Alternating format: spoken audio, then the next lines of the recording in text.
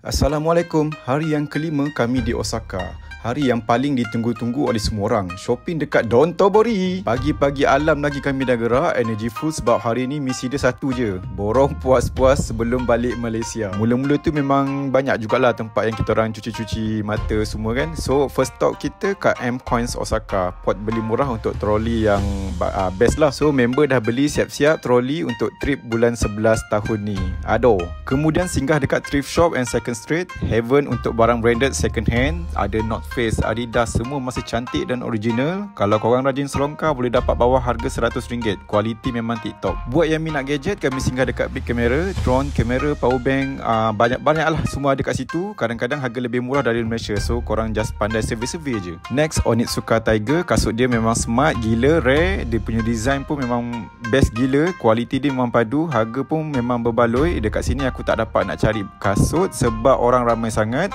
So aku cari kat tempat lain. Perut dah berbunyi. So kami lunch dekat Halal Ramen Ayam Ra, branch Dontobori.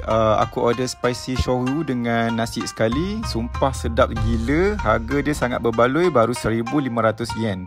Rasa dia memang mantap. Portion dia pun memang kenyang habis. Bagi 5 bintang. Lepas perut dah kenyang tu, kita sambung pula shopping dekat ABC Mart. So tempat ni ada tempat wajib kalau cari kasut sneaker best ke New Balance yang harga mampu milik. So aku dapat jugalah sepasang untuk diri sendiri. Wah, beli untuk diri sendiri je wak. Self reward, tak ada orang nak beli. Okay, bye. Then jalan-jalan lagi, pergi dekat Starbucks Osaka, beli souvenir.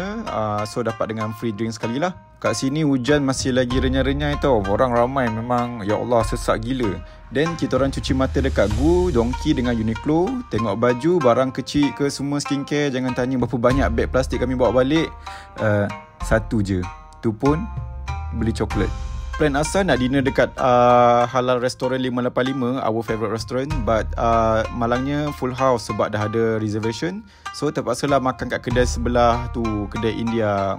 Makan dia so-so je. So nasib baik lah. Asalkan kita nak alas perut pun okey lah kan. Alhamdulillah. Then sambung last shopping, last minute untuk beli top-up lah apa yang patut, kitchen ke apa ke. Then kita orang pun balik guest house malam tu. Semua pun dah lembik. Balik tu kemas beg, lipat baju, mandi, semua terus tidur. Esoknya 3.30 pagi bangun, pukul 4 sorong beg tengah-tengah malam, tengah-tengah pagi. Naik train ke airport, lepas tu kita orang terus check in beg dan juga rehat kat situ. So dengan itu berakhirlah trip kami di Osaka memburu sakura. Alhamdulillah semuanya selesai. Dengan lafaz bismillah, trip Osaka ready to sign off.